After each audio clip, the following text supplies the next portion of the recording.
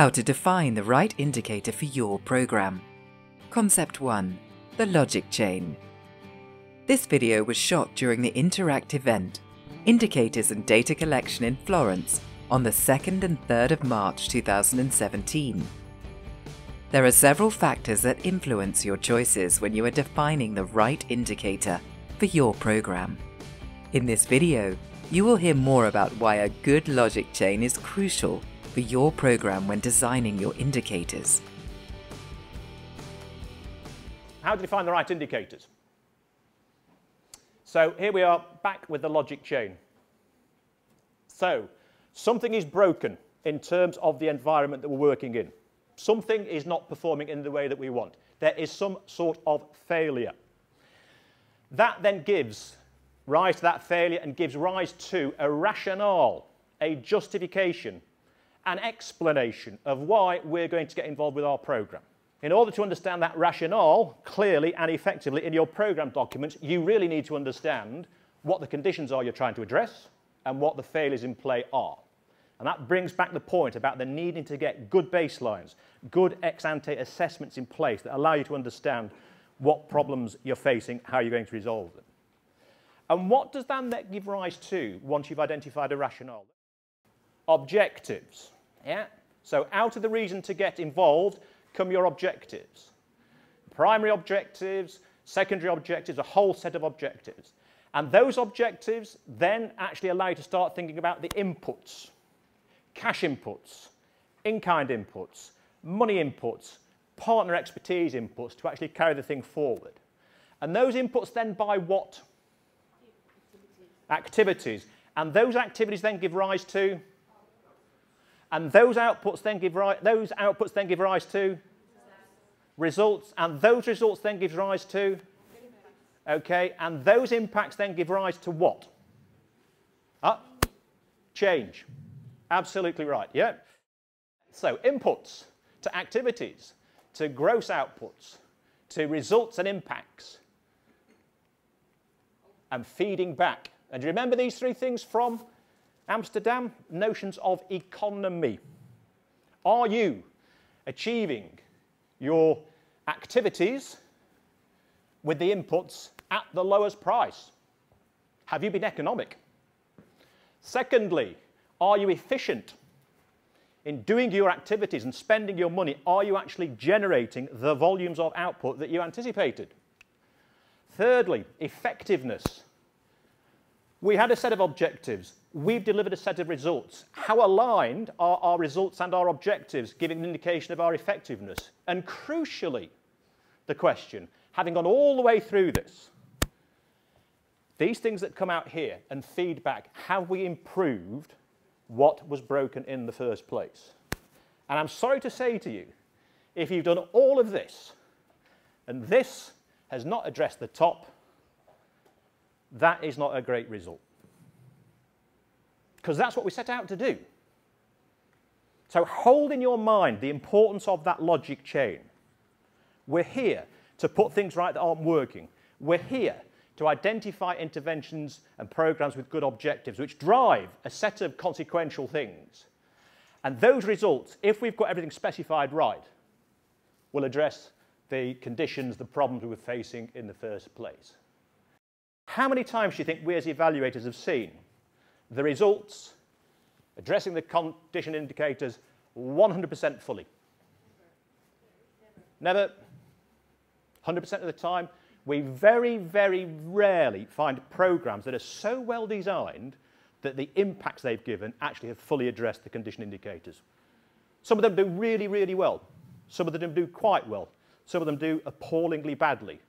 But don't fall into the trap of thinking that that feedback loop is typically a 100% solution on putting right what was broken. Yeah? The world isn't quite as neat and as simple as that. So that was concept one, the logic chain, and that's really important.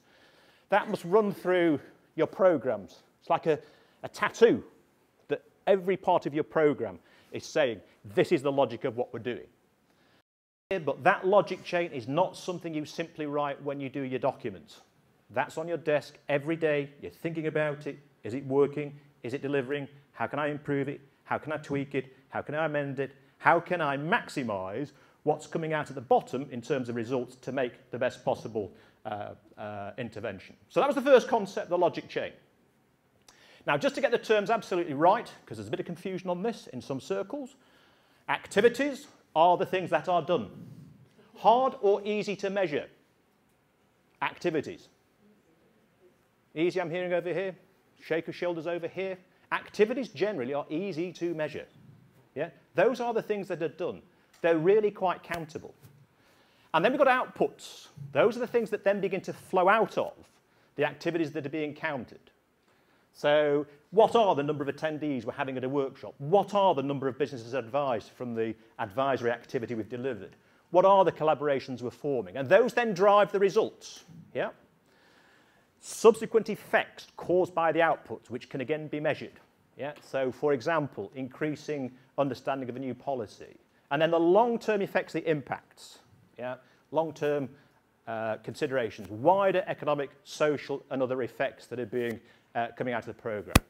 And the important thing to bear in mind is as you move from the top down to the bottom, from activities, through the outputs, through the results, through the impacts, it's getting harder to attribute and to count and to measure.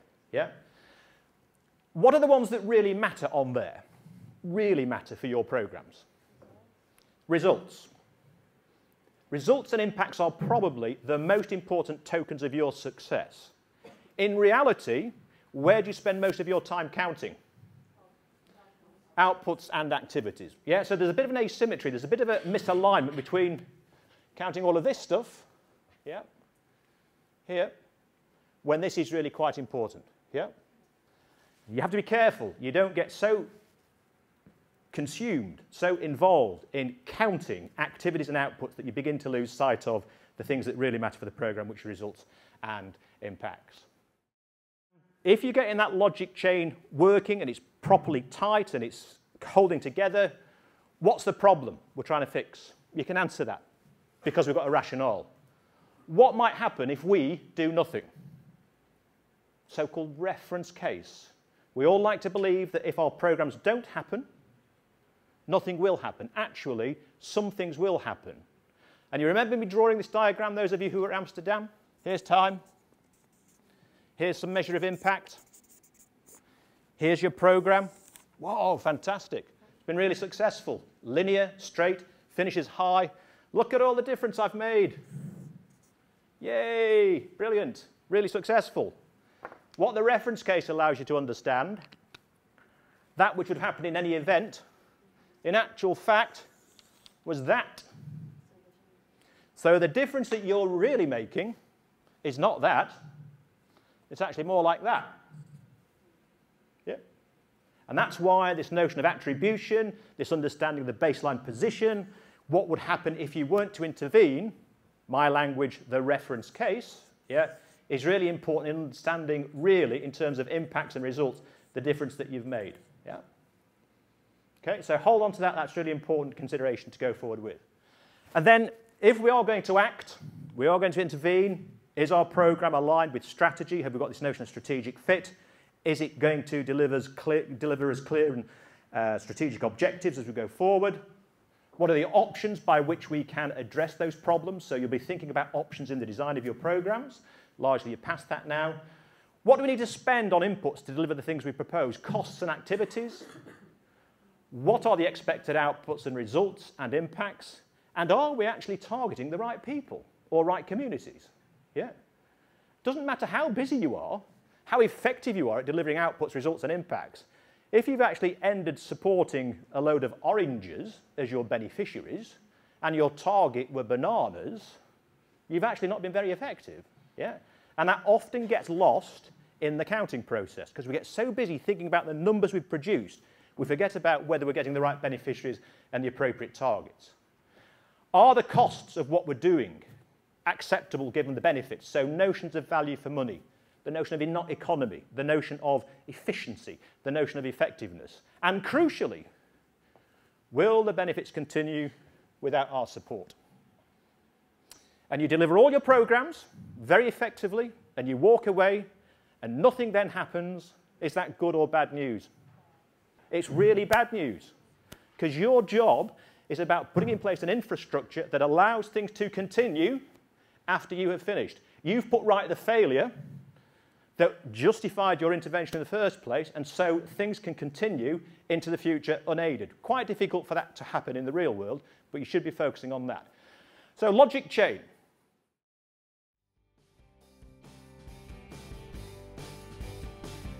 If you'd like to see more details about the evaluation of Interreg programs and projects, please check out the different models Interact produced. In each of the models, you will find various materials such as videos, guidance papers, Q&A documents, links, and other details.